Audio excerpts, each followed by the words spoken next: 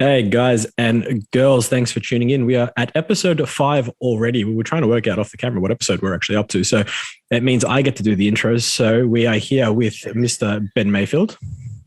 That is me, and that is correct. I'm here. I do love that he takes his time to say it because we're trying to work out who am I going to say first. And you're here with myself, Aaron, Elite Strength Coach, ESC. And we're here just to chat shit. We're going to throw some science in there, I think, as well.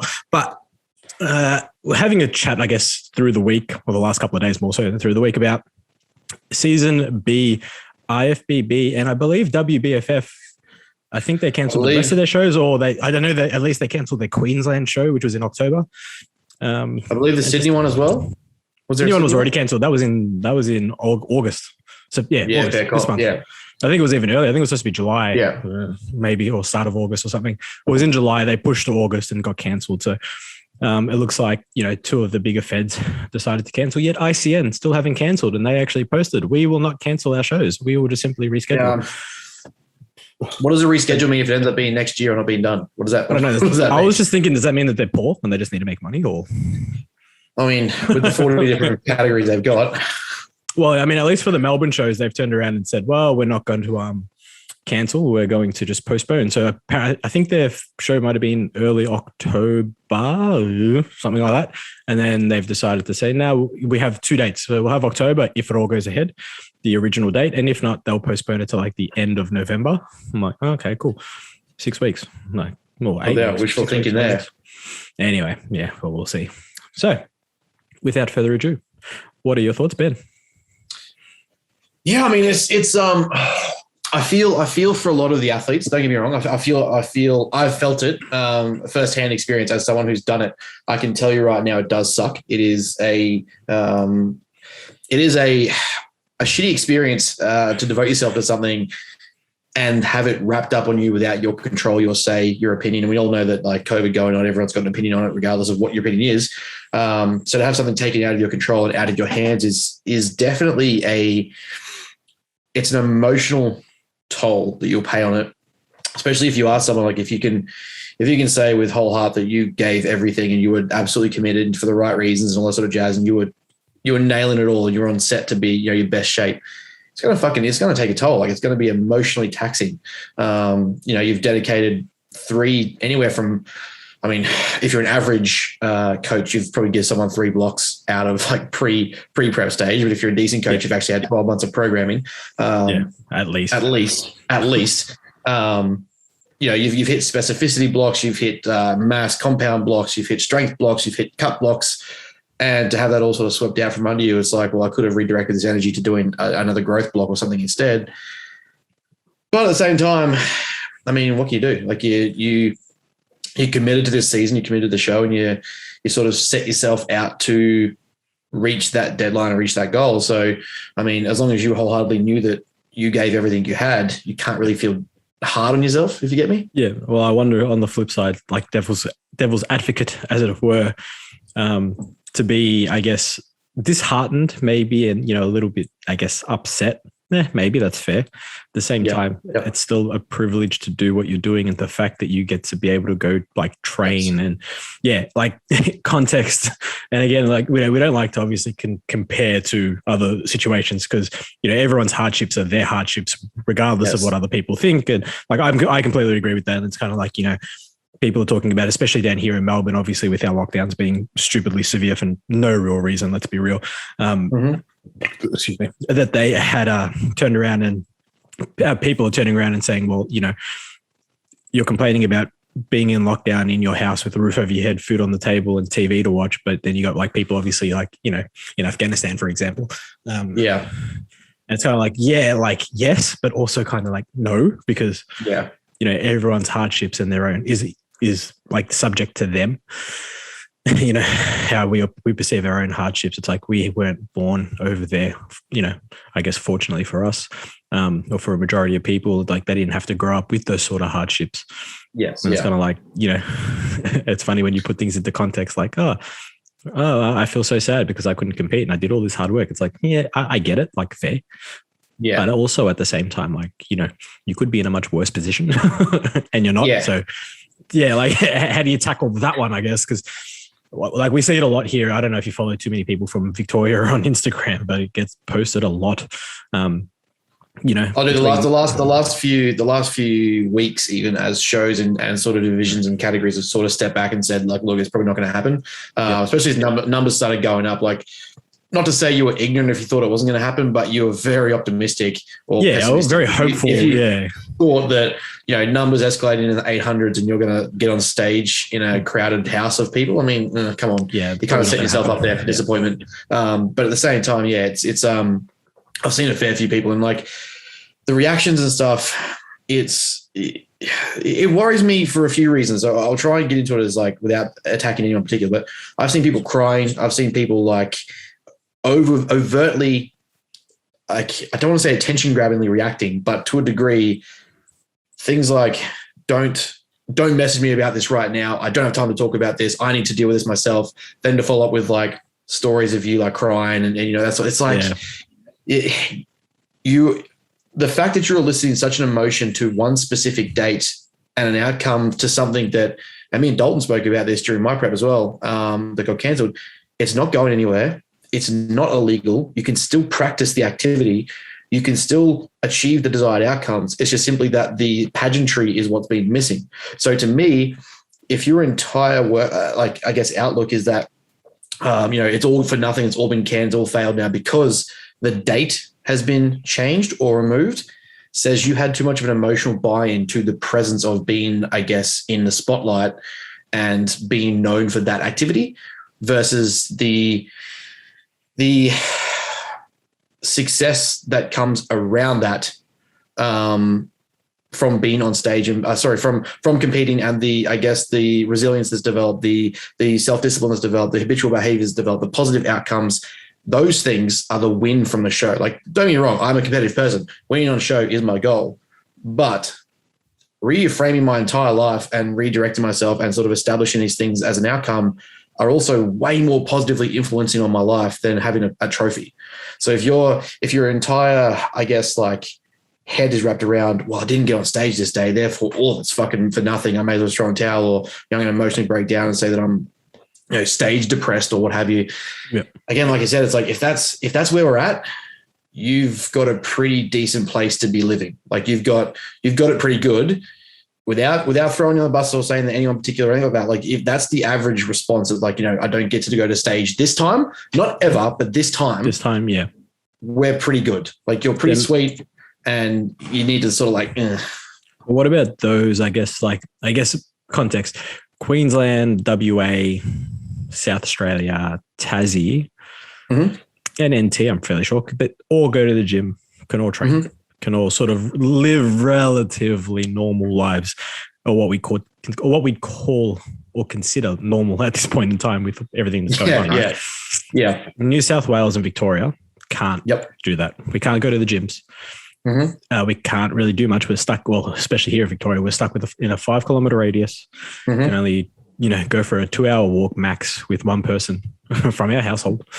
You know, all that bullshit. Yeah. So to those people that were holding on to this a little bit more deeply because it gave them some facet of their life that they could control, dieting, some form of exercise training. Yeah. What about those guys and girls? You know, like I completely and utterly agree with what you're saying in general context, but I guess you know, this weird situation that we find ourselves in, especially in New South and here in Vic, like a lot of people, a lot of outcry is, you know, not short of not being able to work, not being able to make money, not being able to do this because of, you know, a lot of competitors, or I guess a good chunk of competitors are also PTs, coaches, that sort of thing as well, right? You know, so it's like they've had so many things stripped away, and like this is just one more thing that's been taken away. You know what I mean? Yeah, no, I get completely what you're saying.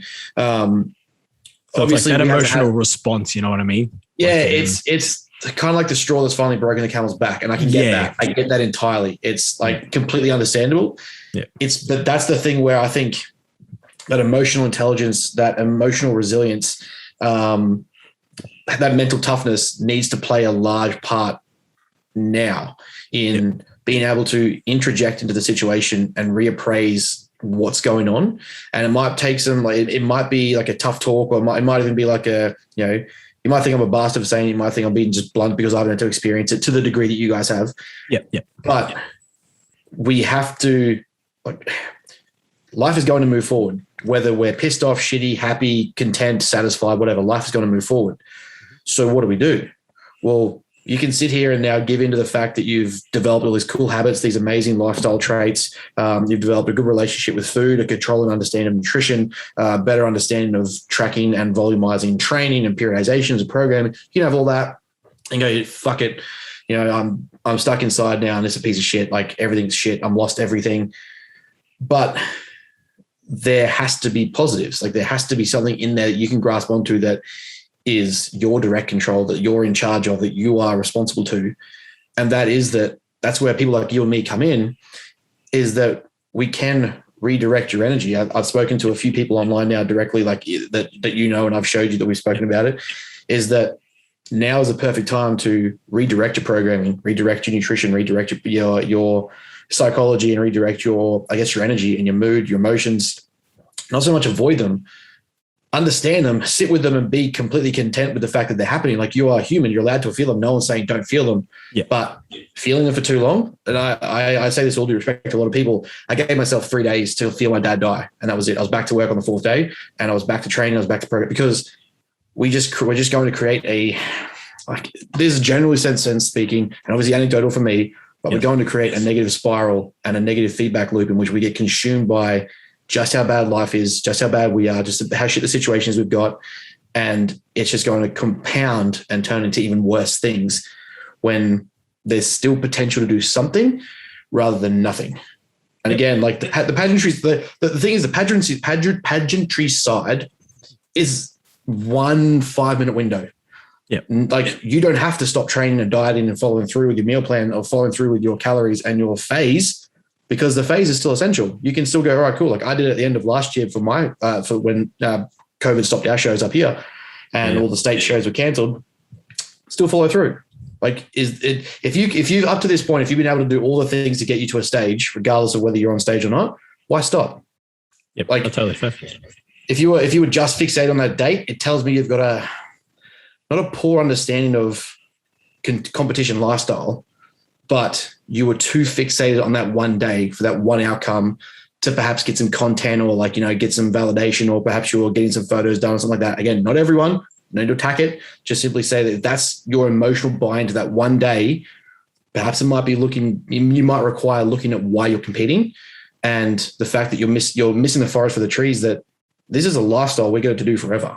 Like, if you're genuinely invested in training and nutrition and bodybuilding as a holistic understanding, then missing one show, fucking who cares? There's going to be more shows. There's going to be more times that you get to that point and get on stage and enjoy that moment.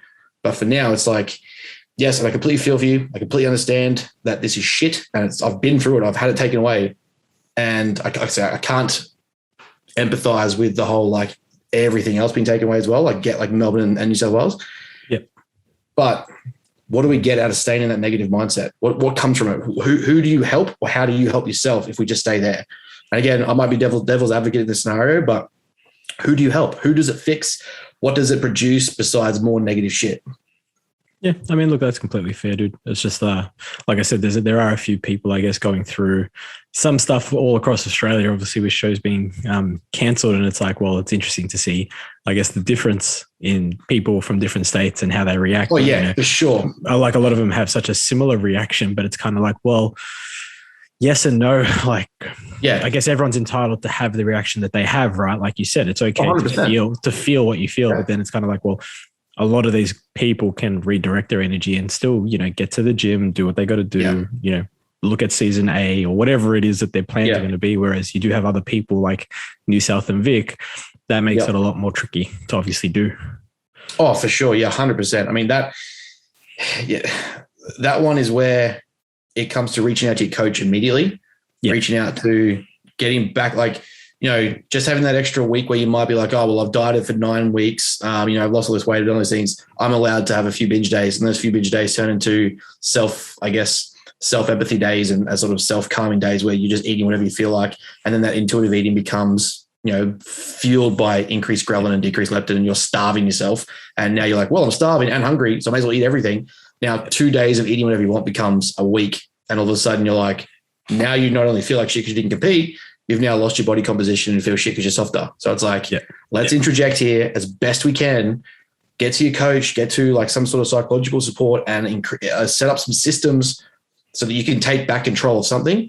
Because the worst thing to do here when you have anxieties around stage, COVID, and all that sort of jazz is lose control to external factors as much as possible. If you can find something internally that you can control, which may be sticking to some reverse calories. And like, this is where I think that nuance we spoke about the other week in terms of like reversing out over a period of time and rushing a reverse out, which is getting straight back to maintenance.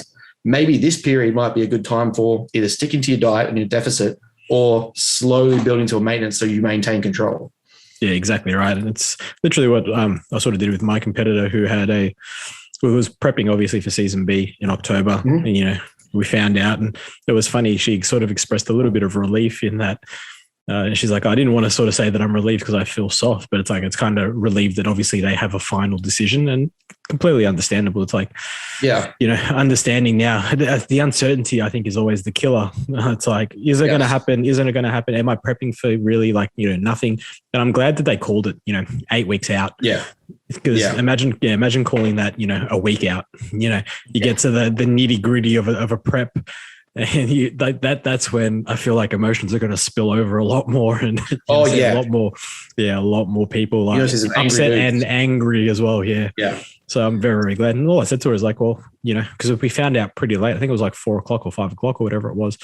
So I just said, you know what, chill out tonight, have some food, don't go crazy, and we'll put a plan in for tomorrow, and we'll continue on. Exactly. And I think that same person I was discussing understanding gratitude with, and sort of reaching out and saying like, you've built a lot of positive systems here. You've built a lot of positive structures. You've built a great mindset around the fact that you've got this far in a lockdown anyway.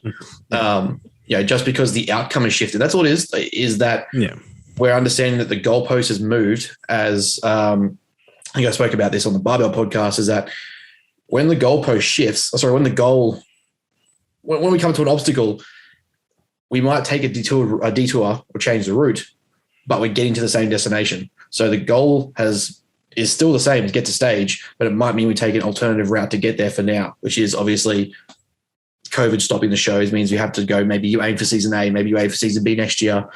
And that changes things slightly, but the goal is still the same, that we get to stage. Yeah, for sure. I mean, it makes the most sense, right? Yeah, this was the part I remember I was speaking about a few times, is COVID is going to have a drastic effect on the excitement and the interest in bodybuilding, I think, in the coming years, because so many cancelled shows and cancelled seasons are going to remove those people who are getting that one-time chance to try it, or they think it's a one-time chance. Like, oh, well, I didn't get the experience, so who cares? I might do some photo shoots or get a little bit lean and then just go back to maintenance or something like that. And you don't get to see it through. Or perhaps you just never started because like, oh, well, COVID's in the way, I'm not going to bother. And I think it's going to have a pretty big impact on the future popularity of competing, and the quality of competitor coming through. Yeah. Well, do you reckon it'd be better quality or worse quality? See, this is interesting because I feel like it's funny because I kind of get what you're saying, and I feel like we're probably going to share a similar opinion, but maybe we won't. I feel like the quality would probably get better only because those that are truly committed, or what we would, I guess, what you would deem truly committed, right? Because rain, hail, or shine. Yeah, well, rain, hail, or shine. If you're committed to the activity that you do, whether it be sport, whether it be work, whatever it is, it doesn't matter what obstacle pops up. You'll find a way around it, over it, under it, through it, to get to where you want to be. So those that are doing it for, I guess other reasons, external reasons, maybe reasons that aren't deemed overly important in the context of, competition, I guess, you'd probably find that they drop off faster, and they'd be probably more inclined to get lean and just do like a photo shoot and be like, oh, cool. Like, I look good. And it's like, there's nothing wrong with that. Like, hey, James Smith the whole day was a photo shoot because he got to 10% body fat and was still deemed fat by bodybuilding, but we won't get into that again.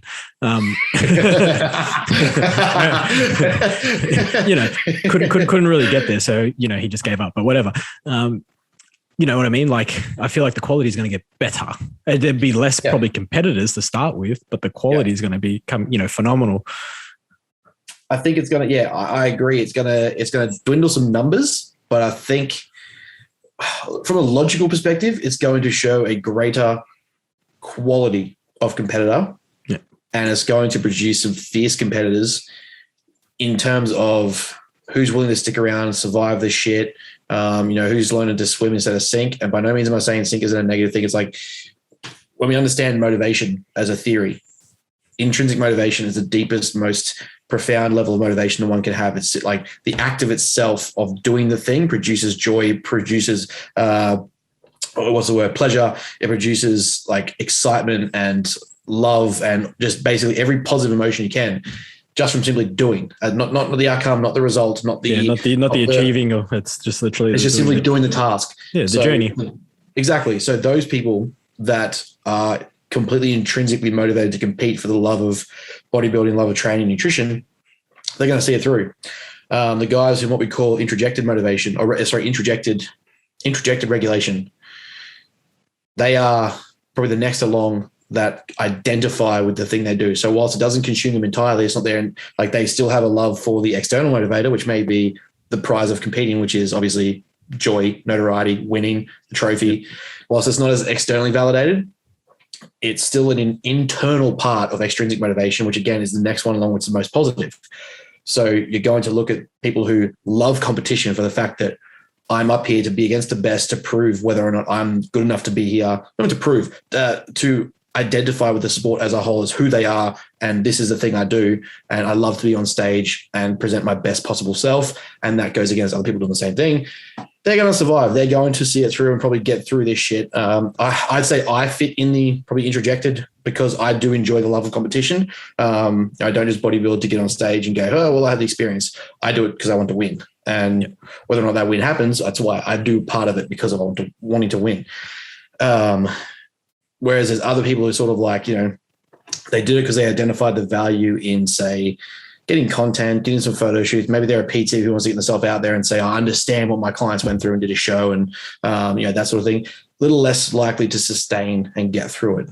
Then you've got the guys who are obviously doing it for the experience. We'll put that in quotation marks, that are just simply going to wash out for the immediate future. The acute response from this is going to be that they just sort of dwindle off. And do I think that's a bad thing? Not really. Do I think that half of them probably shouldn't be doing it in the first place? Yes. So, I mean, am I for or against it? I just think there's going to be there'll be outcomes from it that are both positive and negative, but I think it'll be good for the sport's quality. It'll be bad for the sport's notoriety and I guess popularity. I guess I wonder if that'll make it be easier or harder to get a pro card. So with the amount of shows and people potentially getting them, like having less competitors, does that mean you can fly interstate and potentially achieve a pro card at a show with less people? I mean, that's the good thing about the good and bad thing about Australia is we only have one pro qualifier. So yeah, we do. You're right. You have to fly internationally if you want to be in that sort of ticket of other sort of getting to try some smaller shows. State-wise, I think that's probably an outcome. You won't have as many people, so there won't be there won't be as many people doing South Australia or Western Australia. So you won't have as many people to go up against. But at the same time, we're only going to have one pro qualifier. So whoever makes it there, regardless, is going to be pretty good. Yeah, I wonder why we only have the one pro qualifier show when like every other country, or I guess big country, has quite a few shows. Yeah, I'm not sure how. I think like me and Dom were talking about this the other day. The population percentage of who's willing to actually compete and who wants to compete, I don't think it really makes sense. That makes sense from a financial standpoint and a competition basis to really have more than that. Like we worked out, like let's say we've got a population now of like 26.5 mil in Australia, and you're looking at like, generally speaking, most competitors either do season A or B and return the following year to that same season. Yeah, of course. Give or take off season. So if we eliminate people who bodybuild, again in quotation marks minus the competition side, for say like festivals or like I guess photo shoots or Instagram, if we remove those and just focus on competitive based bodybuilders, you're looking at easily in Australia less than 20,000 people for sure. With like I would doubt, and let's say we'll narrow it even further to like IFBB or NABBA. Yeah. You're definitely reducing that to like less than 20,000.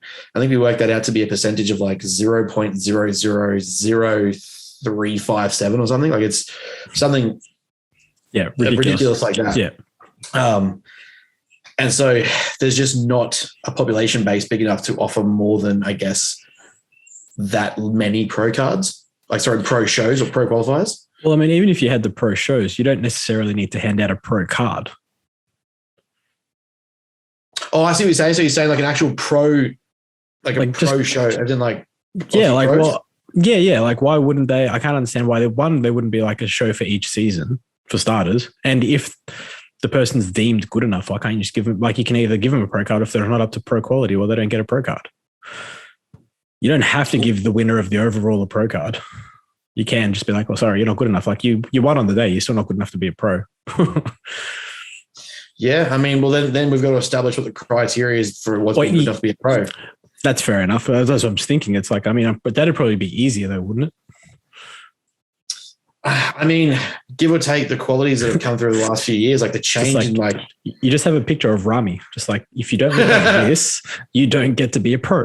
Pretty straightforward. So you aren't top 10 Olympia material. Well, sorry, we're going to take that away from you. Exactly. You don't get your pro card. Very, very straightforward. No, I don't know. I was just thinking like having one pro show per year, which I guess, makes sense as to what you're saying. But I wonder if you do have the 2 seasons, like, could you argue that being 2 shows, 1 season A, 1 season B type scenario, 1 for each, instead of just having a national? We do. Arnold's, what used to be Arnold's, give or take whatever goes on there. I mean, we can get into that later if we want to. Right. Let's just do it. Fuck it. Let's see if we can stir up. This should be fun. Arnold's was a pro qualifier, and then Nationals was a pro qualifier. Yeah. Yeah, so season A and B. So technically Australia does have 2 pro shows, just opposite ends of the year. Yeah, problem is Arnold's aren't in, well, they were not going to be in April again. They were going to be in November, and now they've been pushed back to April, I think, next year. No. Fit Fest has been pushed back to next year. But Arnold's isn't happening now. Well, that's what I'm saying, but isn't Fit Fest going to be the replacement of the Arnold's? It wasn't supposed to be. It was supposed to be a new entity that was supposed to be in season B because Arnold's was always season A. Okay, so they were just going to remove Arnold then completely and have Fit Fest. That's what it seemed like. I think. Yeah, so it's still 1 pro show per year for season B. What would have been this year? Yeah, it would have just been 1 pro show. And next year's one pro show, and that's season A. Probably going to be the case. Which would be Fit Fest. So that's what I'm saying. Like, if that happens. Yeah. So in theory, like they could throw in. Well, I mean, there could be another pro show for season B of next year. Mm-hmm. Because those that obviously didn't qualify. Yeah, well, yeah. If there's a promoter big enough to opt for a season B pro show, it could happen. It could theoretically. We'll see where we are in a fucking year at this point. But yeah, right. Yeah, just thinking this is all hypotheticals. But anyway, this is all based on who can stay inside and who can't. Yeah, pretty much. Yeah, guys, stop fucking leaving your house, you pricks. You have one job: stay inside all day, every day, and stop enjoying life. No. Okay, so question for you is like coming out of like hypothetically. I know you've got a client. I've spoken with people before as well. How would you encourage, I guess, say someone who doesn't have a coach, or someone who's dropped a coach, or someone who's like a new coach coming out of a comp prep reverse for a client?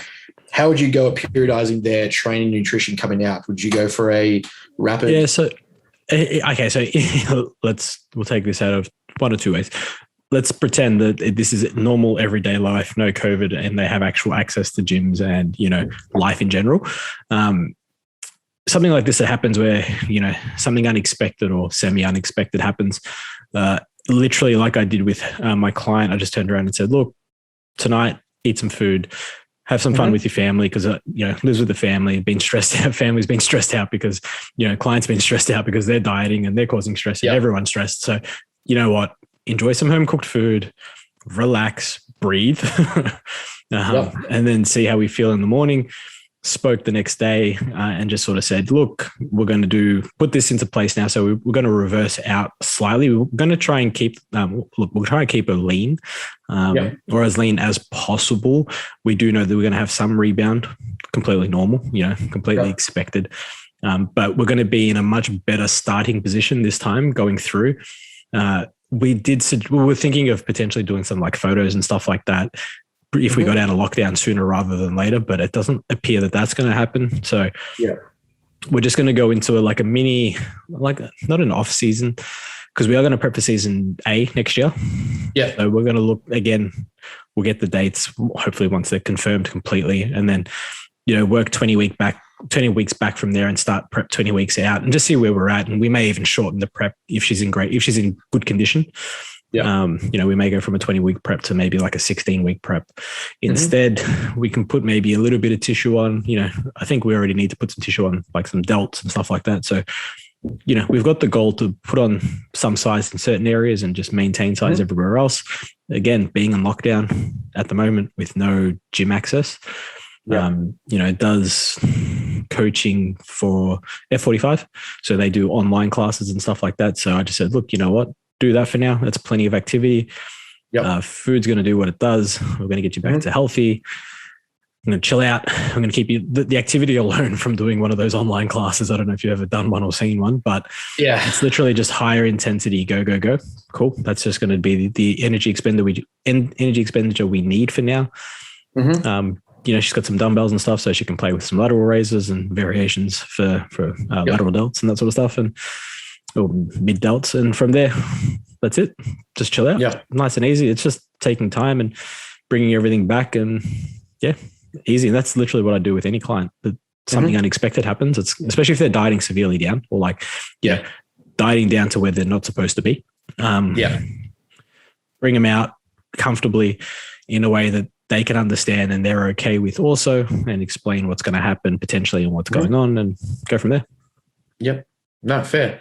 Yeah. I think the important factor is too, because all that makes sense, and that's logically how I would approach very similar. This would be probably one of the few times where I would look at a slower reverse dieting period instead of just getting straight back to maintenance, because there's no real way to offset that much food, or at least utilize the food for growth and overload anyway. Is that this is where it's important to have clear communication, conversation with coaches and client in a very holistic way, in reframing the goal and also understanding the physiological and the psychological rebounds that happen from comp prep and dieting. I think one of the big issues is sort of like coaches just I've heard of coaches and seen of coaches that comp day, next day, the day after, then they're done. And it's like, all right, cool. You got them to stage, but now there's the bounce back process that they're not prepared for, or even physiologically understanding of. They're going to get rapid weight gain because you haven't coached them through the physiological changes of ghrelin, leptin, dopamine, general hormone function, getting their menstrual cycle back, so cravings will be back, food will be up, all that jazz. And they're not sure what they want to do next. But then they're left to the wind of all right, well, see you later. Go have some fun. See you later. You're done. And so it's important here. So for anyone listening, it's important here to make sure that you're in general contact with your client, your coach, but have a very clear plan, just as you would for prep, for what you want to do next. So especially if it's an ongoing client or it's an ongoing, relationship, you don't want to just abruptly cut because prep's over. Even if they stop paying you for now, because obviously COVID, lockdown, things like that, saving money is important, not dismissing that. But I mean, ethically as a coach, if it's someone that you're going to work with for a while or someone that you've been with, is it really that much to ask, to say, even if they do cut you, it's all right, well, we'll get you a plan in place for now that you can do by yourself, because I understand money is tight right now. So that when we can afford to come back to this, you're not in a worse spot or in a worse headspace or unsure of what's going on, and you're going to abuse me in 3 weeks time anyway. Or, you've just gone and binged 20 times on 3 different fucking locations at 5 different takeaways. So it's important to have that at least an outline projection of where you want to be and what you want out of prep. Which I think is what I discussed with your client is what is it you actually want out of show day? What is it you actually, what is your definition of success that, without show day, what defined your success from prep? And did you actually see that through and get those things, whether or not you made it to stage? Because if all our success is tied to stage day and stage day doesn't happen, well, then what? To me, it's like people that say, my life goal is to be happy. Well, then what happens when you're unhappy or you're sad? Yeah, exactly. That's a wrong mindset to have around a goal. So if all you're tied up to is just stage day, and stage day doesn't happen for whatever reason, the psychological bounce back is going to be just as severe as the physiological bounce back in terms of weight gain and body fat gain, all sort of jazz. So having a clear understanding of what you define success of for that prep and that comp, and then also having a very clear outline of what's to come, what you want to do. And especially if you want to compete again, ending up in a worse position than you did in the last prep is obviously not beneficial to anyone. Yeah, of course. Exactly. Coach or client. So it makes no sense to just leave someone hanging and just feel like shit and look like shit and get like shit. And then be like, well, they only paid me till this day. Cool, dickhead. What sort of person are you or coach? That's not coaching. That's just leaving them to drown. Yeah, well, it's if they paid you to that day, at least have them educated enough to know what to do when they finish up and leave. Yeah. I mean, that to me is the difference between coaching and just being a dick. Is you read the homework, you read an extra page of the textbook before they did, versus teaching them to not need you. Yeah, exactly. And you know what? I'm kind of happy that I've actually had a couple of clients finish up over the last 6 months, and they're sort of well, I feel like you've taught me enough to be able to do this on my own. I'm like, win. Yeah, good. Right. See, I don't want to take your money anymore. Get out. Yeah. See you later. I'm going to open up some more stupids instead. Pretty much just leave. So now I've got to bring all the newbies in. So, but yeah, I mean, like I said, that's it. It was just having a plan in place, just saying, hey, we've established these routines and these habits, especially here being in lockdown, where routine and habits are probably going to be much more important for this period of time. Yep. We've done that. So let's just continue on with that. And we're just going to alter a few things to, better keep you in health effectively and bring your health back to optimal or as optimal as possible. And like I had said with you, I was going to, I considered bringing her straight to maintenance and closer to maintenance, faster. And I thought, well, no, we'll keep her lean, ride it out. The deficit hasn't been for overly long. It's only been 10 weeks or 12 weeks. So giving her a couple of refeeds in between instead. So will help, I think, keep her as lean as possible, or, in a good position for, provided season A goes ahead and we start the prep in a much better position and potentially get leaner. But again, it's bikini, so you don't have to be overly lean. So we'll see. The other thing on the other side is, how lean do you need to be for bikini, compared to, something else? But we'll see what happens. Yeah. That's yeah. Yeah, man. It's a fair point. It's it's an interesting, obviously risky and dangerous sort of waters we swim in at the moment for both coach and client.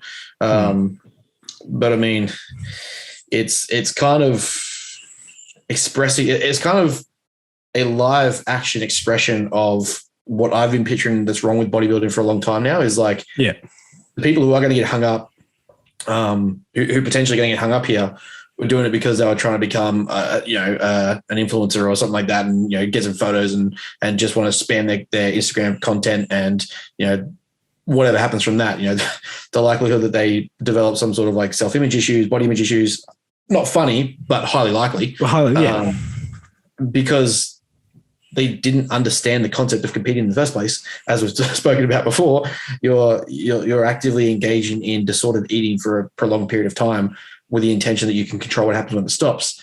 Well, can you?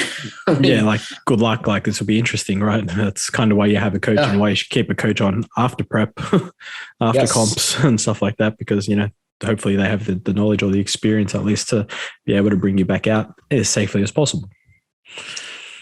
I mean, that is the hope, I guess, the hope and dream we have for the fitness industry. Dickheads us, right? Yeah, right. I know, right? Fucking Optimus. What is this bullshit? Anyway, dickheads. It's all about crypto. It's all about crypto and Bitcoin now. If you're a fitness guy. Yeah, 100%. Because that's what it is. It's either that or you're now a virologist and you know everything about COVID. But we won't go there.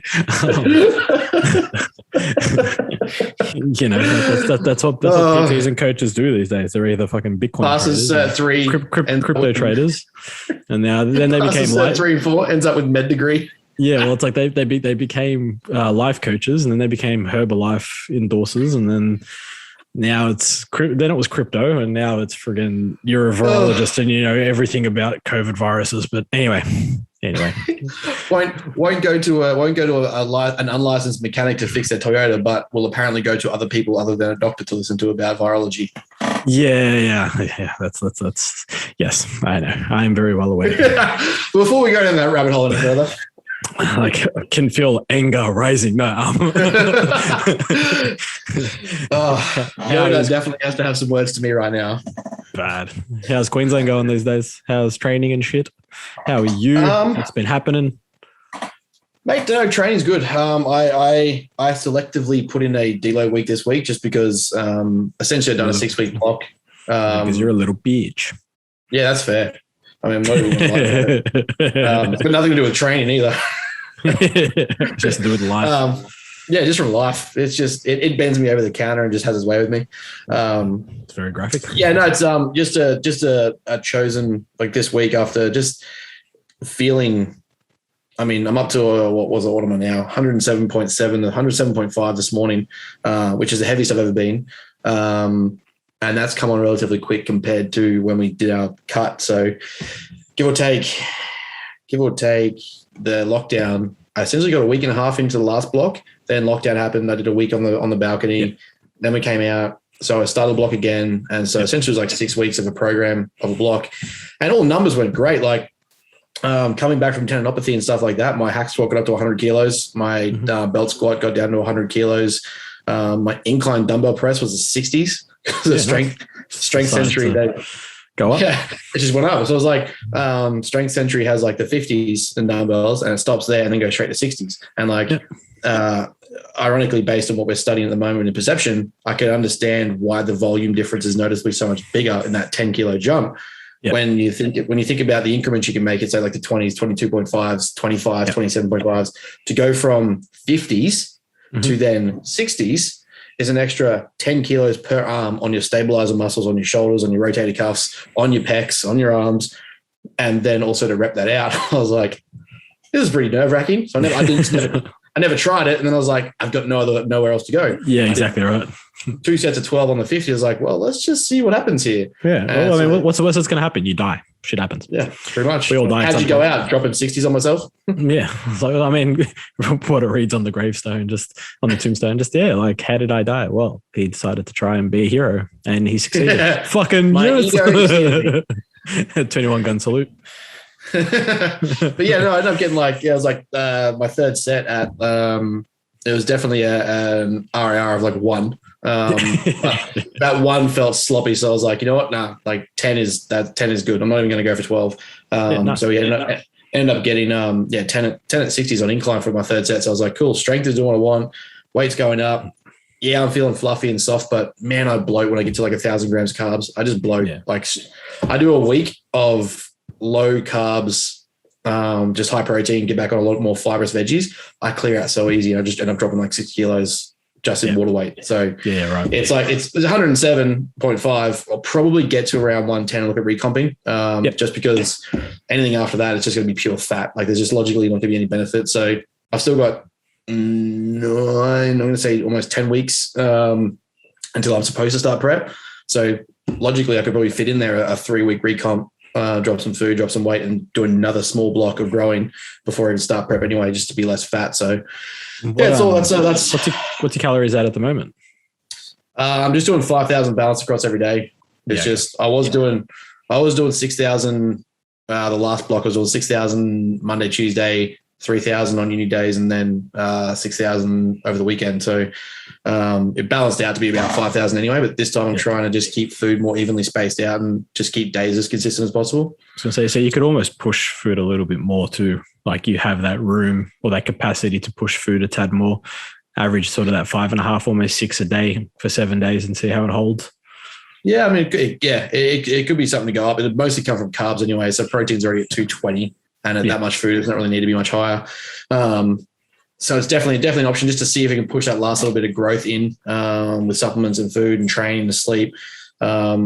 I shifted to morning training just as like trying to get more time out for uni because uni's getting pretty intense now with like workloads picking up, assignments coming in, actual content, weekly content. So getting home from training post leg day or post upper day and it's like, all right, sweet, I got to die for about 2 hours, then I'll get some food and then I'll try and study. You get maybe in a half hour of effective studying properly. So I'm like, let's try the morning, see what happens. Yeah, that's what I'm like. I always train first thing. It's like my routine is like, wake up, shower, eat, train, and then I'll start my day. Like, Yeah. it's very rare that I do anything the other way around. Well, I've always been an evening trainer. No matter, I don't know, like I've been a tradie. I've been like retail running the sup store. I've been at uni. I've been like PT. Always train in the evening. Don't know why. It's just always a thing. And I always tell myself, I'm like, I just don't train good in the mornings. So I was like, that's probably part of the problem. I just tell myself that I don't train good in the mornings. Yeah, well, it's like, it's funny because I'm the complete opposite, because obviously being a PT, always starting early, it was like I'd start my morning shift, then I'd probably eat some brekkie like after, morning clients and be like, well, I'm either going to do one or two things depending on if I was at uni or not, or if I was just sort of working. I'm either going to go home and go to bed, or I'm going to train. Because if I go home and go to bed, I'm not training after I wake up. So, I'm like, all right, I'll just get my training session out and then, eat some food after. And by then it's like, Arvo shift time. It's like, oh, cool. I've got through the day without having to sleep. And worked out nicely for me in that aspect. Yeah, fair. Besides that, the book drop the other day was actually pretty exciting. It was actually fucking nerve wracking. It got to a point where Brooklyn took the passcode off me because I kept wanting to make changes to it. So she's like, I'm taking the password. Like, you're not getting this anymore. I'm going to upload it for you. And I was like, but I need to add this. I need to double check this. And I should have written this. And she's like, no, too late. It's up. And I'm like, fuck. Right. It's crap. Too late. Yeah, too late. Just me telling myself it's shit. I should have done it. Take it down. It's a piece of crap. And then, it's whatever number sales is now. I think it's just reaching double digits maybe, which is cool. Like, I don't care. It's perfect. It's just like your first time. It hasn't really been promoted as much either, right? Like, you did the one sort of promotion. You haven't really pushed it as much. So and that's the thing. It's just like, for me, it's getting practice of putting stuff out there. Like, we're going to do sort of like a market analysis of like what should we have done in a built up to a program release or a book release? How would I hype it differently next time? Well, jazz, like just first time stuff. And I guess it was a first play on like,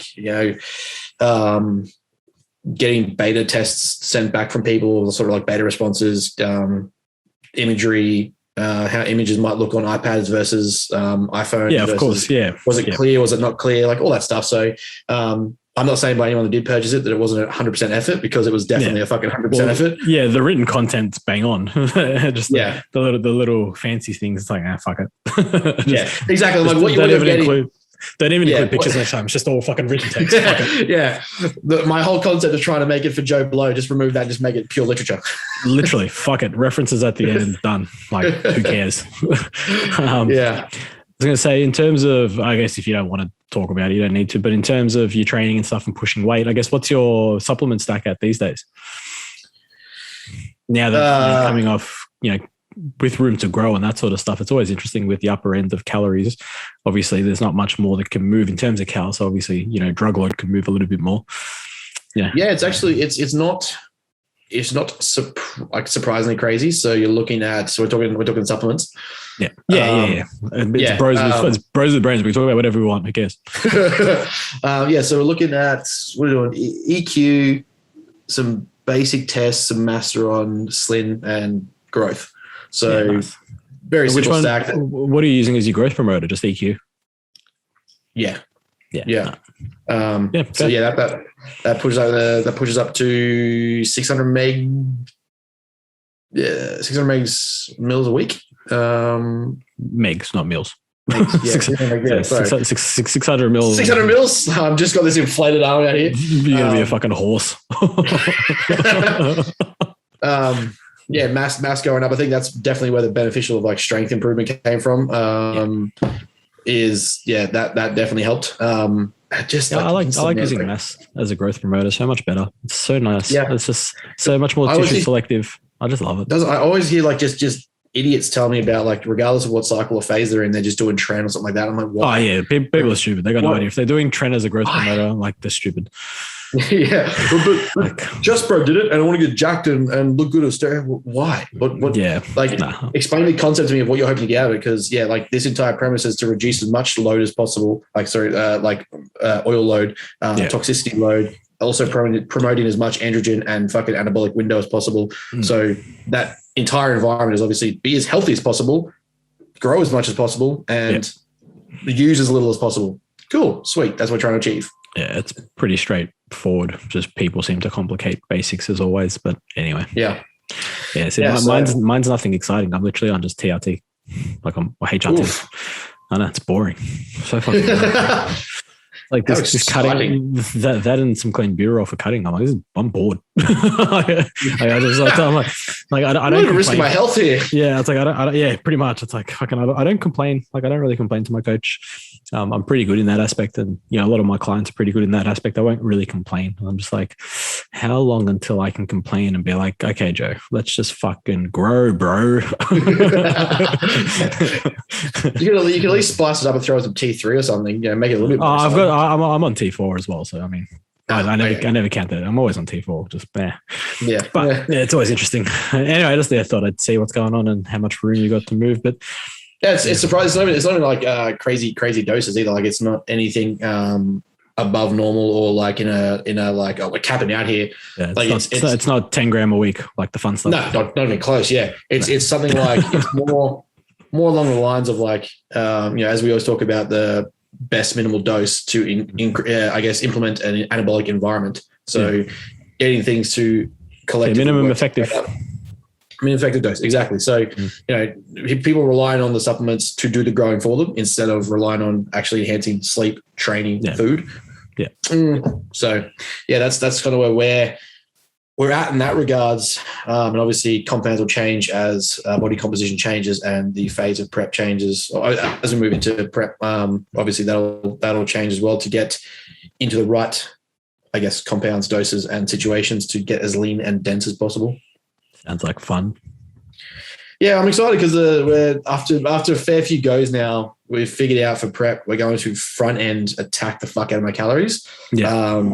Luckily, we figured out that, try and keep my composition as good as possible for the end of November so that I don't have to cut during uni exam block. I definitely don't want that because that's horrible. I've done that before. It's terrible. Yeah. So pretty much coming out of exam block, at least in some decent like 10 to 12% range, I will hit that first 4 weeks basically on bottom out calories and feed up. Yeah. So nice, easy way to do it while you're still fresh. Yeah, exactly. Like bottoming out calories after already being diet fatigued is just going to be like obviously a shit show. So it's the last thing you want to do. Yeah. So doing something where we can bottom out calories and ramp up. I think last time I did the 4 week cut, I dropped 25 mils in 4 weeks or something like that. Like it was something pretty substantial over 9 sites. So doing that again, if I can stay at the 100 under the 100 mil mark or around that, then 25 mil off of the first 4 weeks when we're trying to aim to get to like that 20 mil mark, that's pretty good. Yeah, for sure. Should we get into some questions? I feel like we've been talking for an hour again. I feel like these chats go so fast. I know. I just want to talk to you. Like, why is it so hard? Especially when we rant. We rant so much. We hate everybody. We hate life. Like, fuck everyone. Yeah. We're those 80-year-olds that sit on the porch, rocking, shaking our hands at skateboarders that go past, but we're also not 80 or on the porch. Speak for yourself. I'm 80, bro. What are you talking about? My knees and back feel like they're 80. Probably because of 10 kilos. My body feels like I'm 80. Dude, can we pause right here because I'm busting to piss? So, see, guys, this is what I got to deal with. He's got to go piss. Hold on. So we are now back pre-piss or post-piss. Pre-piss, post-piss. Depends where you are in the podcast. Yeah. Like if you've just tuned in, Ben's just gone and had a whiz. And now we're back. So we're going to get back into. So we were going to start questions, and now we're going to start questions. Before we start, that just reminded me. So it was like when I was like 15, and my cousin's fiance at the time, she was, they must have been like, I don't know, 30 or something, and she was from Romania, I think it was. Yep. And she didn't. Her English was fine, but to the degree she couldn't quite understand social cues and like awkward context, and so she was like trying to politely say that she walked in on my brother pissing, but didn't want to say it. And she's like, I'm so sorry. And I was like, what, why? She's like, I'm so sorry. There was the boy in the toilet and the whiz, and I walked in and we're just like, what are you saying? It's like, what do you mean? My brother comes down and he's like, she just walked in on me pissing. And I was like, oh, that is the funniest thing ever. She didn't know English enough to say it without being awkward. And it was good. That's what makes it even more fun, right? Yeah, she tried so politely to not be like awkward. She's like blushing, and I'm just like, "What are you saying?" The boy and the whiz and the door. And I saw his ding-a-ling. And? Pretty much. Well, all right. Should we do questions? Yeah, sir. Should we do serious or funny? Funnily enough, I've got really serious questions this time. I didn't get any funny ones. Oh, man. Well, we can jump off with a funny one because I got some funny ones. Go on, then you do the funny, I'll do the serious, because mine are all like really linked to like PED design for some reason. Apparently PEDs are the topic this week. I don't know why. What's in the water these days? Like, what's going on? Why does everyone want to know about steroids? Get off drugs. Yeah, kids, meth is better. Yeah, Jesus. Cocaine's a hell of a drug. Cocaine's a hell of a drug, kids. Where'd you learn that? Cheech drug school. And if you don't know, just saying, guys. Super Troopers 1 is hilarious. Do not see Super Troopers 2. Do not. No. Nah, I agree. Do not disrespect yourself enough to go see the second one. It's one of those movies that should have just been left alone. True. Okay. Fuck one, marry one, kill one. Bulma, Chi-Chi, Android 18. Wait. Context. Is Android human at this point, or is she still Android? I mean, that's up for you to decide. You tell me. I mean, it applies to both. Okay, when Android's a machine, I mean, I'd attempt to kill and probably get killed. Let's be real. Chi-Chi and Bulma. Chi-Chi married because obviously, like, she cooks all the food. And Bulma, yes, you'd bang. Like, why not? Yeah, I've seen enough of those hentai videos. Yeah. All right, guys, we're ending the podcast there and we're done because we're going to be cancelled.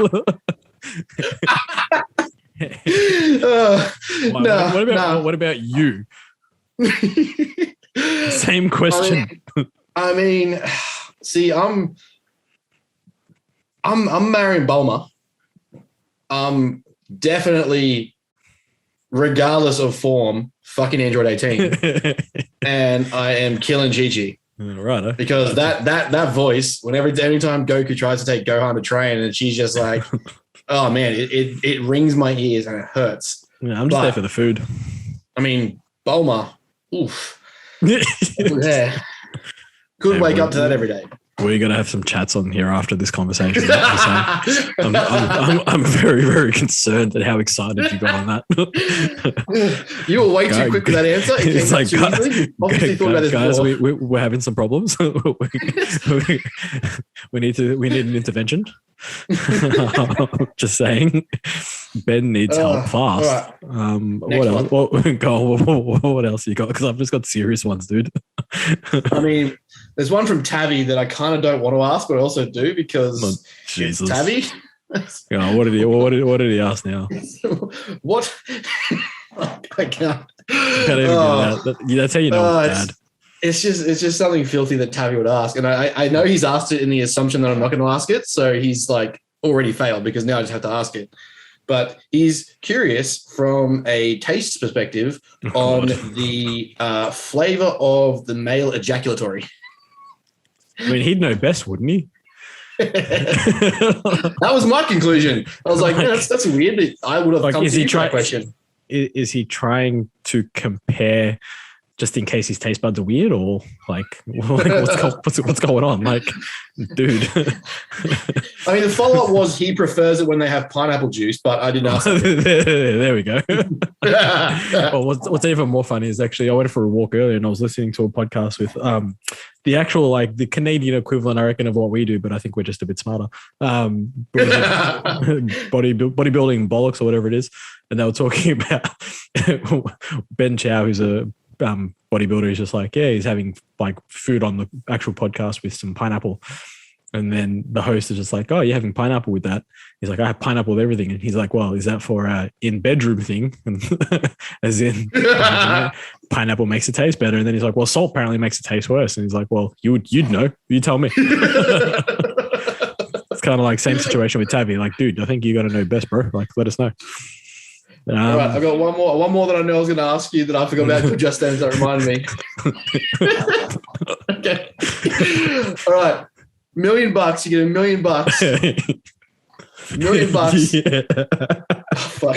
You get $1 million to try anal for the first time, but you get to choose the dude. Who is it? So am I giving or am I receiving? Does that change your answer? Well, I mean, I've done both. No, I'm doing it. It's like joke's on you. Let's just go with Jesus. No, that's a cop out. We're not doing that. Look, I don't know. I haven't seen that many guys' rectums, and I don't think that many guys have seen my rectums to judge. So I can't really tell you on that one. It's an interesting one. Wait, why is your answer based on the appearance of the rectum? Well, if I'm looking at it, I got to be fucking into it. Jesus, dude. Like basics, it's basic fucking biology. You got to be attracted to what you're going to fucking do, right? I guess so. Like, I mean, the outcome of having $1 million, while nice, really, I don't know if you know, $1 million doesn't get you much. Like, it doesn't. No, it doesn't do much these days. If you'd said like $1 billion, I'd be like, fucking, I'll just take you, bro. That's fine. It's $1 billion. I don't care. $1 million. I'm like, like it's not stimulating. Cop out answer. $1 million. I mean, see what I mean? It's got to be a toss up of the Marvel Chris's. That's the best. Yeah. I mean they're not overly big dudes, but they're pretty. You could go Bumstead and just like really go like with the really word embrace that name. That one. Yeah, really go with like, you know, it's just it's an all-encompassing phrase. For $1 million, it means I get to hang it over their heads that it's one of the Chris's. So you either bring me on set of the rest of the Marvel movies forever, or I tell everyone. Yeah. And also I get $1 million. Yeah, 100%. And then you just hold them for ransom and be like, I want $1 million every year for the day that I die. That's my answer. Fair enough. Should we get into something a little bit more serious? Yeah, right. What do we got? It's literally just PED questions. It's really weird. It's like, I got a question about injectable L-carnitine application doses benefits for fat loss. I've heard I'm a fan of carnitine. I like it. Injectable L-carnitine, not oral L-carnitine. Yeah. Bioavailability is fucking horrible, so don't even bother. Really nice mitochondrial efficiency. It's good for both fat loss and muscle gain. It just helps with a much more healthy and efficient. Okay, I'll use the words healthy and efficient, or much more. It helps your metabolism be more healthy and efficient in doing its processes. So whether that be up or down, so dieting up, dieting down, growing, cutting. It's really nice in that aspect. It's got some other things. What would you say on oral acetyl L-carnitine? From a metabolic perspective, what are we looking at here for the? I still think it's very minimal. From what I've seen, it's one of those. Does it help? Cool. Yeah. Take it. Yeah. If you're taking it for like a nootropic type scenario, if you're taking it for fat loss, it's not really doing much. I don't think there's. Again, I'm trying to think. I don't think there's many orals that really do much for fat loss other than oral clenbuterol and DMP. Yeah. That one we know does. Just saying, guys, DMP is the fucking godsend. Just don't take it. Like if you're gonna take it, if you want please burn it. Just don't take a lot. Like 50 micrograms is all you need. Like you don't need any more. Again, I'm not a doctor. Don't listen to me. Same thing with the funny argument with injectable L-carnitine is more so either like doing a high dose pinning, like almost like to a gram in one hit and doing it like once every month or something versus taking 200 milligram per week.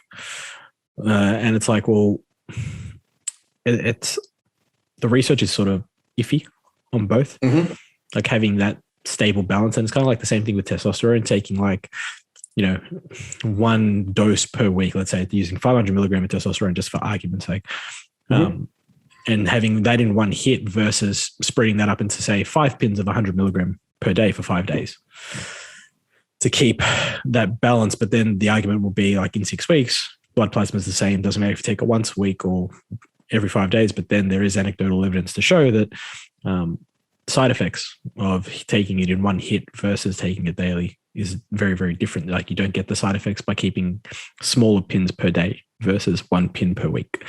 Okay. But again, that's also person dependent. So Like I've done both. I've taken testosterone in 1 to 2 injections, like a lot, and I've taken it daily. I'm very fortunate personally that I don't get the side effects, like the physical side effects. I just get a higher estrogen reading. That's about it. Yeah. Again, I'm lucky in that aspect. Maybe I'm unlucky because maybe I'm just not as receptive to it. Who knows? Which is probably the actual real answer. Let's be real. But yeah, I mean, that's my take on L-carnitine. It's good, especially if you are enhanced. It does. I mean, it's good for naturals, but it's obviously better for enhanced individuals. But does injectable L-carnitine come up as an illicit substance, or is it completely? Yeah, I'm pretty sure it's illicit. Yeah, okay. You can. It's funny because you can buy it. Yeah, you just jump on a website and buy it. Like it's not illegal to buy because it's used in horses, I believe. Yeah. Well, I mean, at the same time, like for ICN, T3 is legal. There's people that blast T3. Prep. Stupid. That will deny they do it, but we know they do it, and it's completely acceptable because it's a natural pro-hormone. Yeah, it's people are stupid. That's all I got to say.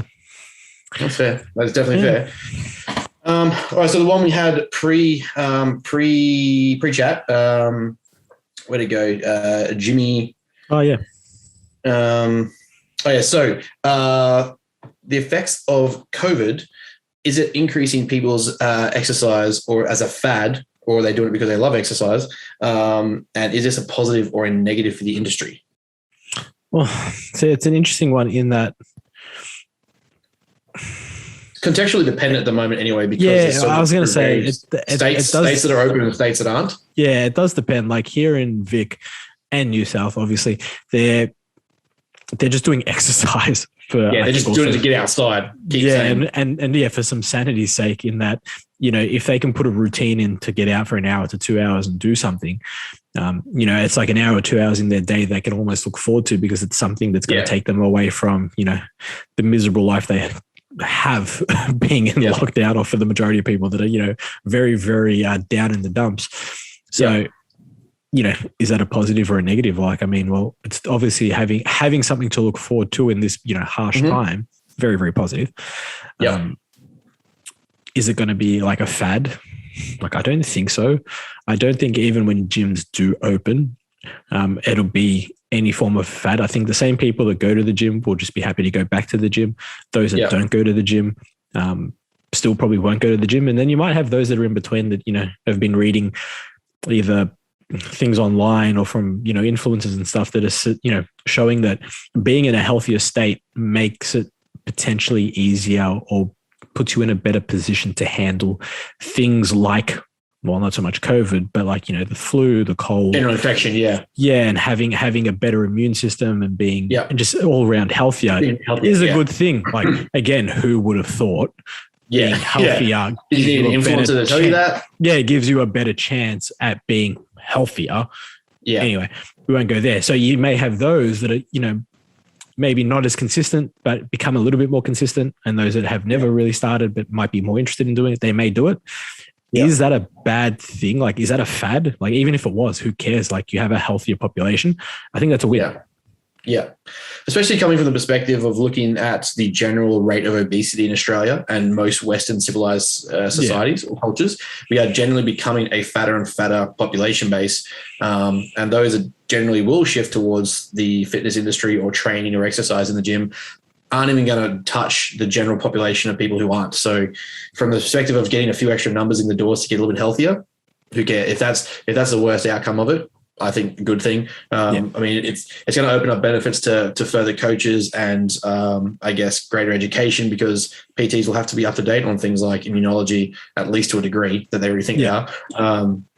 You'll have to be a bit more educated on those concepts and understanding that most of these people are training for mental health and not shows. So it will force people to either, well, one of two ways. You're either going to be very, very ignorant and you're going to get those coaches to be like, well, you know, let's just do a show, get you on stage. And they've barely got the mindset right to even be in the gym lifting weights, let alone put themselves into that detrimental position. Or it'll make people be a bit more psychologically aware that just exercise helps mental health and helps general sustainability of your immune system, your health function, skeletal system, general life environments. In terms of say Queensland now, where things are opening back up, and gyms are open and stuff like that. I don't think it's a bad fad, but I see where he's coming from. The question that you're seeing a lot more people abruptly rush to get into the gym. It's kind of like that. You've taken a toy away from the kid who didn't want the toy in the first place, but now all of a sudden he wants the toy. Yeah, I get you. Yeah. So it's kind of like it's not bad by any means. It's not disrespecting or taking the piss out of anyone. I mean, if that's what's caused you to get in, like I think COVID, as much as I can tread lightly on this sort of terminology, forced people to introspect on their self and their life and what they were doing pre-COVID and just how unhealthy it may have been, or like unmotivated it may have been, or they were putting off plans of fitness or health or lifestyle change anyway. And so it's sort of like you've got nothing to do at home other than sit and think on yourself. We're going to go, well, fuck, what do I want to do out of this? When life comes back and I get to do my things I want to do, what am I going to do? So I think that sort of opens up to not a bad fad, but if it exposes more people to training and exercise and health, cool. Yeah, right. Like I said, healthy population. Like, oh my God, that's so bad. I did actually have just be mindful of form and stuff and like rushing things. Just don't rush. Don't rush into training. Like don't go in and do one RMs. Yeah. Yeah. Let's ease into it. All right. I got a funny one for you. Why can't Ben grow calves? Mate, the sad reality is if you go back and look at my photos from 2 years ago, these are growing calves. These bad boys have mass on them now compared to where they were. So the answer is he can grow them. They're just not big. Yeah, they're just not big. And we're talking about his calves. Yes, other things as well. When you're 107 kilos, everything looks small. It's just what happens. Exactly. Yeah, that's what it is. It's an optical illusion. Yeah, that's what it is. It's also winter. You're in Queensland, you fuckstick. Like you got your aircon on and you're in fucking shorts. Shut up. Wait, I got one for you. Would you rather have no eyelids or no lips? Oh man. That's a fucked one, right? That's annoying. Either one of those are just annoying. I mean, I'm going no lips because eyelids are just painful. Like if you don't I'm with you. I was thinking the same thing. I'm like, you don't have eyelashes then, so you can't regulate. You can't keep your lips your eyeballs hydrated. Yeah, that's what I was thinking. Like, I'm with you on that one. How do you get in a sleep state then? Like your eyes aren't shut. You're not like but then my question is like, if you have no lips, can you still close your whole mouth? Or are we talking like no lips so that you have like a constant gap? Like, or if you're cutting off the lip on each side, like you physically can't close your mouth, right? Yeah, like, you're just looking like the ball clowns. The clowns. Yeah, like. Yeah, right. So it's like, what, like what's going on? Like, we've got to take these questions seriously. You got to give us more context, people. Yeah, come on, guys. We need analysis of these questions to get the best possible answer. Have you got more funny ones? No, but I've got a semi-serious one. But go on, let's go with funny. Right, funny. I'm out of funny. You've drained my funny. I've got a serious one that I did actually want to get into. That I thought would be interesting. Was should be ADHD and its effects on things like studying, how to optimize study, things like studying. I know who asked that. You know nothing. I mean, look, for me, I'm not obviously qualified to talk about ADHD. However, I can talk about psychiatrist. Yeah, I can talk about routine and probably optimizing routine and habit as best as possible when it comes to study. Someone that has a very short, or I used to have a very, very short attention span when it came to study, especially studying subjects I do not want to study or things that did not, catch my interest. I was very, very easy to turn off and just be like, and then, night before an exam, study everything that I could just so I could pass. I did that a lot. But having a routine in place where, subjects that you don't enjoy or things that you don't want to study or don't want to do, having maybe a shorter time frame to do them in. So you might do like a half an hour block and then 10, 20 minutes do something else. You might then move to another subject where you spend an hour or something like that, something that you enjoy.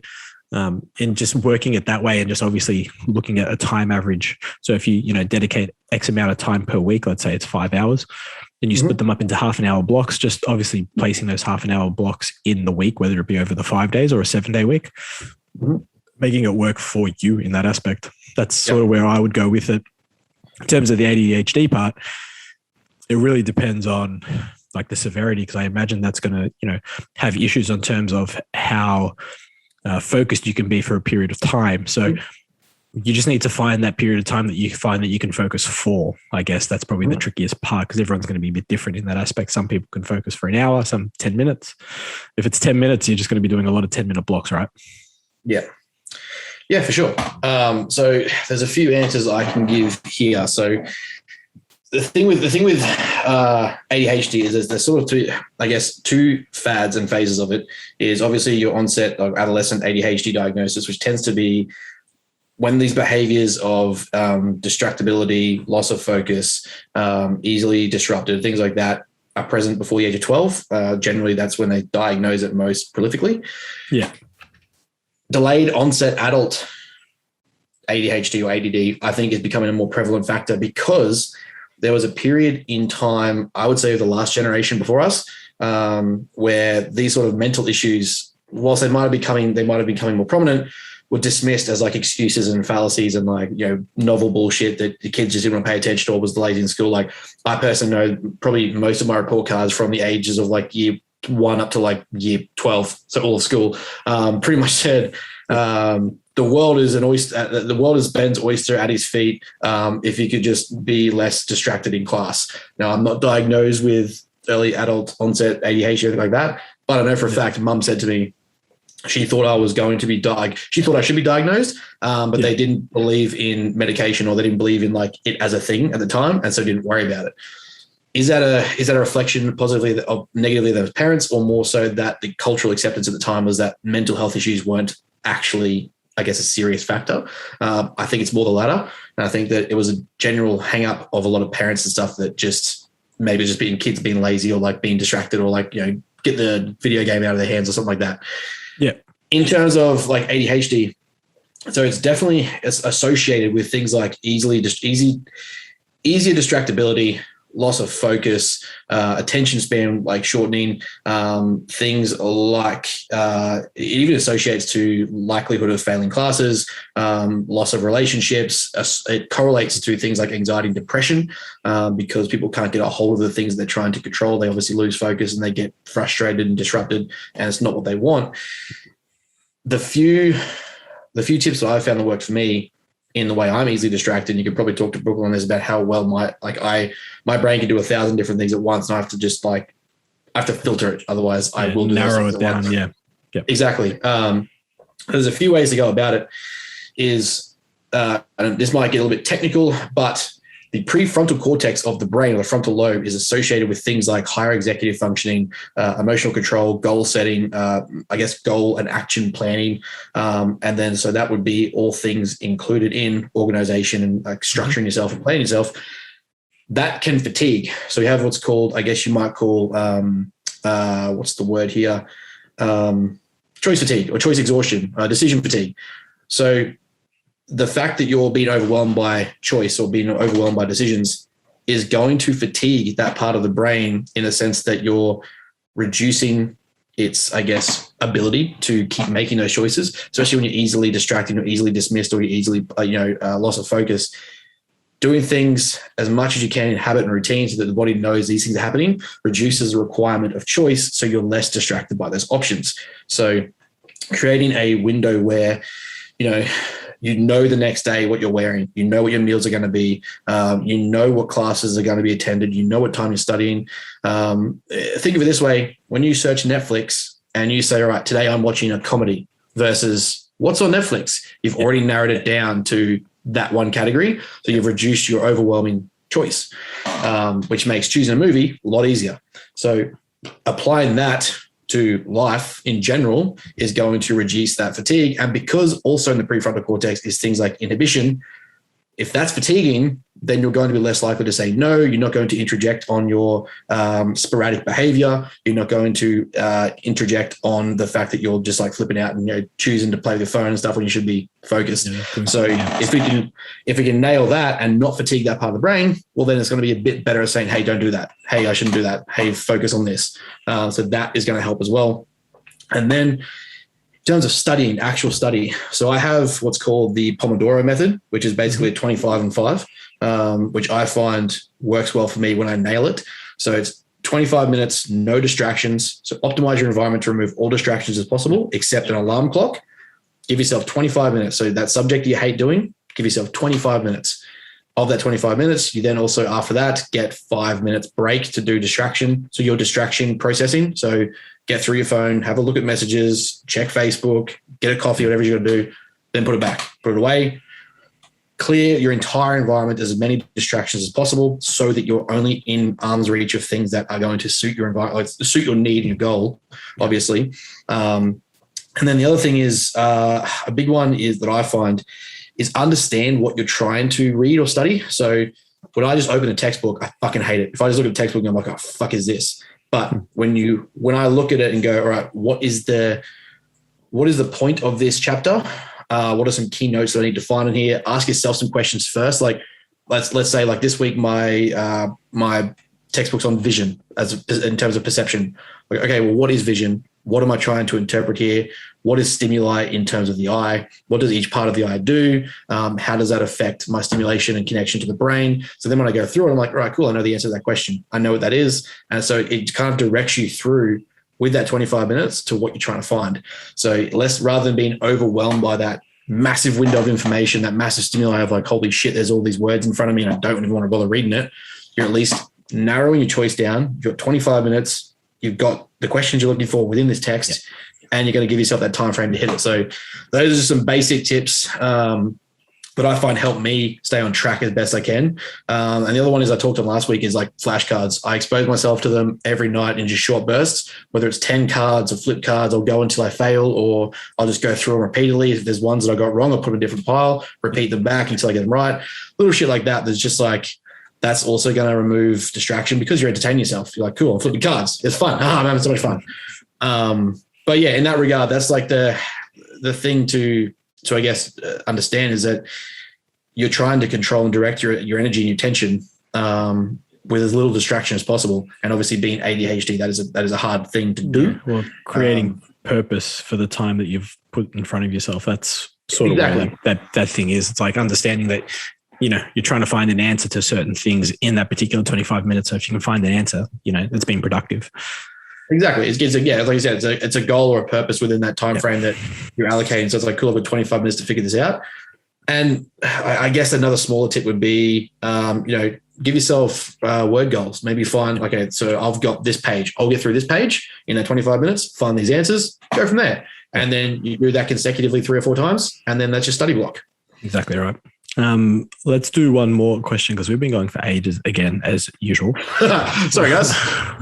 As always, we seem to get this just heads away from us and gets away from us on a good day. There was a really good question. And chat shit. Yeah, well, and that too. You know, we do give out information as well as talk a lot of shit. What's one tradition in this industry you wish would die?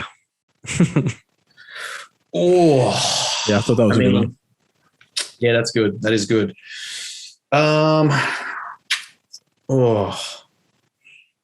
There's so many. How do you put a hierarchy of which one you want to die first? Oh yeah, I guess just one that you would like for it to die.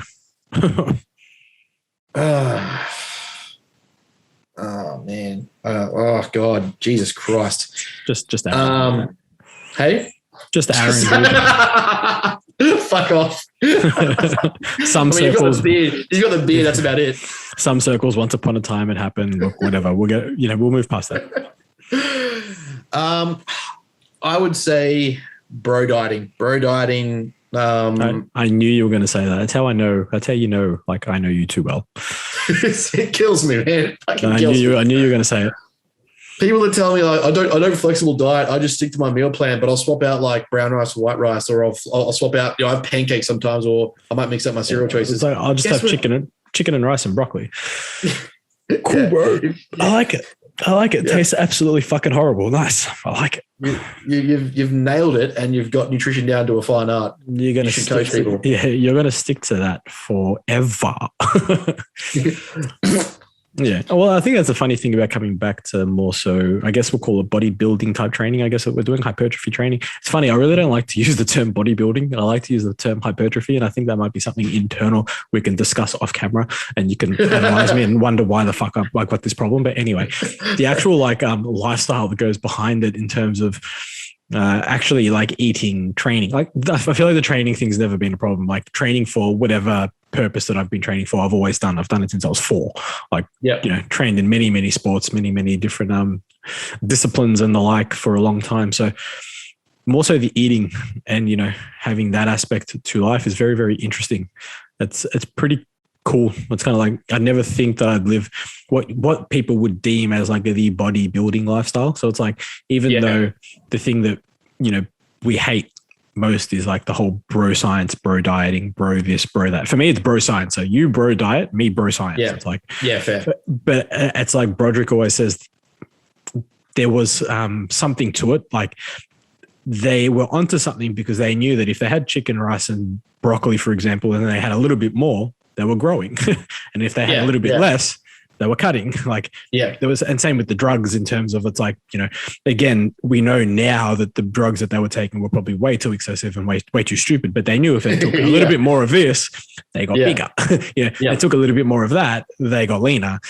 So it's like it created that foundation for what it is that, we get to do now. And, this sort of lifestyle of, again, bodybuilding lifestyle. And for those that are listening, I'm like quotation marks with my hands and air quotations because I use that term very loosely.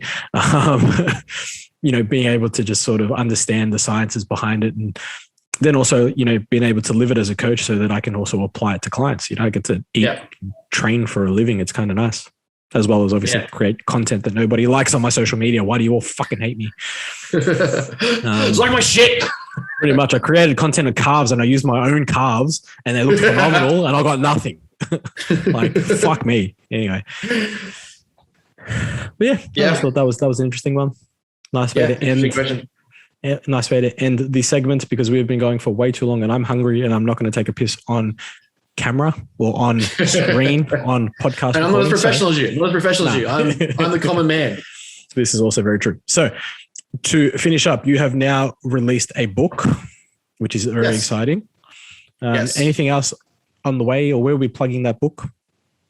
Get behind the book for sure. I mean, the context of it is simply basic. It is trying to simplify stress science in an everyday life understanding. So one of the best bit of feedback I got from a performance psychology coach was that I removed the need for this science to be applied to athletes or performers, and it's read in a way that can be applied to Joe Blow in life. So, as I've always said, we are performing at every point in time, whether you're at home, at work, on the field, in the gym, we're performing something. So understanding stress and stress-based science and stress-based responses, good or bad, I think is an important aspect to really comprehend. And just the tips and stuff that go with it, I'm going to look at doing like a locked YouTube. So for everyone who does buy it, you'll get like a key to get the YouTube, just understand further a bit more of what each one of those points is about, what the science sort of says, and maybe move into something like that. So definitely should be wearing a top and pants. Debatable. It's got to be attention grabbing. True. He's just going to have stress written across his chest. Instead of like no regrets, it's just built by stress. Yes, exactly. But so that's the big one at the moment. We're just focused on that. I've got a few more books to come out, and then we're going to look at bundling them and making some packs and some programs and stuff to really get some things happening for Matter that are actually programmable and like client-centric based and stuff that I can start helping people off screen as well. Yeah, nice. I like it. Anything coming out? Any more readings or reading material coming out soon? I know you've been working on a few different things. What do we got next? What's the next project to drop?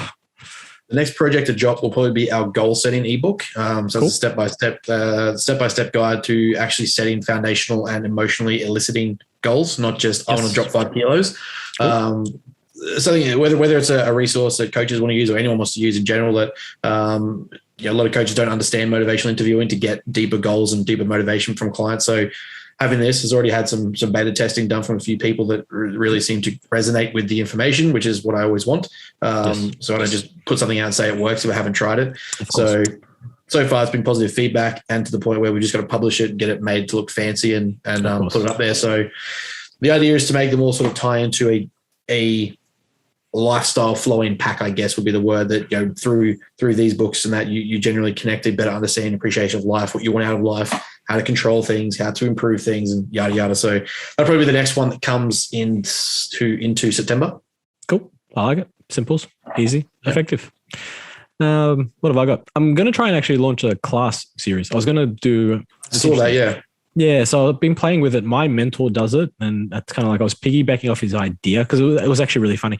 I thought I came up with the idea until I realized my mentor did it. So it's like I knew I'd seen it somewhere. I did this. I swear I did this. No, and like I knew when I came up with the idea, I'm like, no, I know I haven't come up with this idea. I've seen it somewhere, and then I think like 2 seconds later, it's too good. This isn't me. Yeah, like I jumped on Instagram stories and classroom. I'm like, oh yeah, that's right. I knew I'd seen it somewhere, but it's a great idea, and no one really does it down here. So watch every coach that listens to this start doing online classes now. But yeah, so I think I'll do like almost like, an old school lecture series, like back in uni, but we'll do it on Zoom because, that's the cool thing these days. Sort of an hour and a half interactive. Just charge $2.5 for it and say it's a degree.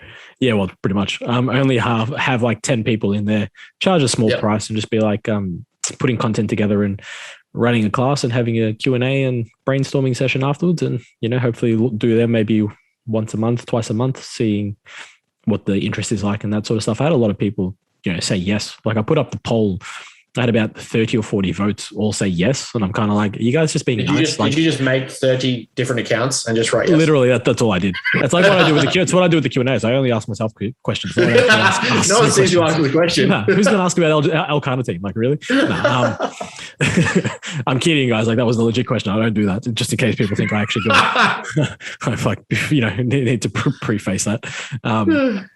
Doing that because I want to obviously launch the seminar, but obviously with lockdowns and shit, I don't think that's going to happen. So for those that do listen, I am still promoting my seminar. I still have tickets available, especially the early bird with mentor calls for the first 10. If the seminar doesn't obviously happen, I'll push the date. And if you can't do the date, that's fine. I'm happy to completely refund. So do not worry. The seminar will happen at some point. It's just when we'll find out. So I think in the meantime, I'll just do online classes. Once a fortnight or once a month, charge a small price, have some fun, talk shit, do it on Zoom, be all professional and shit. Either way, at $100 for what they were going to get is definitely, what's the word? The value of your brain at $100. You're selling yourself cheap there for sure. So, I mean, if you are listening and you haven't signed up, worst case scenario, you're definitely going to get something of value out of it. Yeah. Well, I appreciate the kind words. Good sir. That $50 that you said you were going to get. I'll give you a cut later. I'll transfer to your account. We'll leave it there, my friend. As always, been nice to catch up and talk shit and shop and shit. Indeed. We left the Arnold thing alone, so there's something for next week. Oh yeah, we did too. Yeah, we should definitely double back on that. Get some views.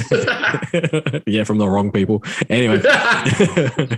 Nice chatting as always, and thanks to the listeners as always for tuning in. Please share, guys, appreciate it. Tag, abuse, whatever it is. And if you do have ideas that you want us if you do have ideas that you want us to talk about, being spat on in public, guys, stop it.